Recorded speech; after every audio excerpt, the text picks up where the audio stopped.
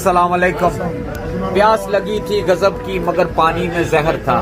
पीता तो मर जाता, ना पीता तो भी मर जाता। यही दो मसले जिंदगी भर ना हल हुए, ना नींद पूरी हुई ना ख्वाब मुकम्मल हुए। वक्त ने कहा काश थोड़ा और सब्र होता, सब्र ने कहा काश थोड़ा और वक्त होता। सुबह सुबह उठना पड़ता है कमाने के लिए साहब, आराम कमाने निकलता हूँ आराम छोड़कर। हुनर सड़कों पर तमाशा करता है और किस्मत महलों में राज करती है। शिकायतें तो बहुत है तुझसे है जिंदगी, पर चुप हूँ इसलिए कि जो तूने दिया वो बहुतों को नसीब नहीं होता। दौलत की भूख ऐसी लगी कि कमाने निकल गए, जब दौलत मिली तो हाथों से रिश्ते निकल गए।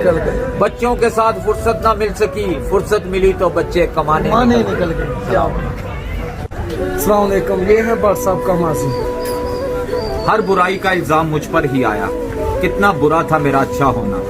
इंसान की अच्छाई पर सब खामोश रहते हैं, लेकिन चर्चा अगर उसकी बुराई पर हो तो गूंगे भी बोल पड़ते हैं। तजर्बा है मेरा गलत बात पर जो वह करेंगे, तजर्बा है मेरा गलत बात पर जो वह करेंगे। नफीस भाई वही लोग तुझे एक दिन तबाह करेंगे।